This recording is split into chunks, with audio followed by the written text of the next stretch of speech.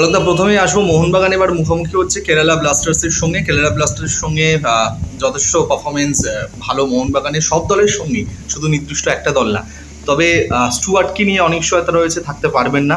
সেক্ষেত্রে কি মনে হচ্ছে প্রথম একাদশে কামিন্স না দিমি, কাকে দিয়ে শুরু করানো উচিত মলিনার? আমার মনে হয় ডিমিত্রাসকে দিয়ে শুরু করা, কারণ আর পেছনে ফিরে মোহনবাগান চ্যাম্পিয়ন দোরগোড়ায় পৌঁছে গেছে। শুধু একটা দুটো ম্যাচ জিতলেই তো চ্যাম্পিয়ন হয়ে যায় একদম। সুতরাং এই টিম নিয়ে ভাবার আর কোনো জায়গা নেই। মোহনবাগান যা টিম যে গতিতে চলছে, এখন এই টিমকে থামানো অন্য টিমের পক্ষে খুবই মুশকিল। মোটামুটি মানে কেরালা ব্লাস্টার্স দল নিয়ে তুমি কি কেমন মনে করছো? এটাও কি মানে মোহনবাগান সহজেই জিতবে, নাকি খুব বড় সড়ো কিছু অঘটন ঘটলেও করতে পারে? এরা তো ওপরে ওঠার জন্য লড়াই করবে, লড়াই একটা হবে, কিন্তু এই লড়াইয়ে মোহনবাগানের যা টিম, মোহনবাগানের যা হাফ লাইন, মোহনবাগানের যা ফরওয়ার্ড লাইন, তাতে কেরাল ঢোকা খুব মুশকিল আছে।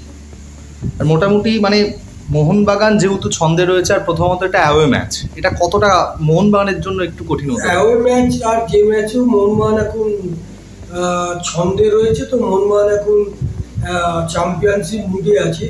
এই টিমকে রুখতে পারলে ভাববো কেরল ব্লাস্টারের একটা করিশ্মা আছে, কিন্তু এই টিমকে রোকা খুবই মুশকিল। 90 মিনিট এই টিমকে ধরে রাখা কেরল ব্লাস্টারের পক্ষে খুব মুশকিল।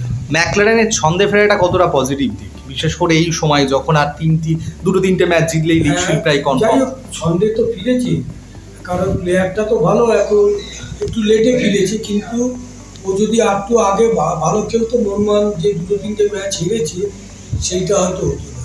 অলকদা আরেকটা প্রসঙ্গ রয়েছে, টম রদ্রিগেজ দুজনেই হয়তো ফিরবেন। সেক্ষেত্রে দীপেন্দু বিশ্বাস দুটো ম্যাচে যে দুরন্ত পারফর্ম করলো, হয়তো তাকে আবারও রিজার্ভ বেঞ্চেই বসতে হতে পারে। আমার মনে হয় কোচ এই জায়গাটা ভাববে, ওকে বসাবে না রাইট ব্যাক দিয়ে খেলাবে, কারণ আমার মনে হয় না দীপেন্দুকে যা পারফর্ম করেছে পরপর দুটো ম্যাচ, ওকে মাঠের বাইরে রাখাটা ঠিক হবে। আমার মনে হয় কোচ, উনি ভালো কোচ, উনি অনেক বেশি বুঝবেন এখন টিমের স্বার্থে কাকে খেলাবে, কিন্তু দীপেন্দু খেলবে এটা আমি আশা করি।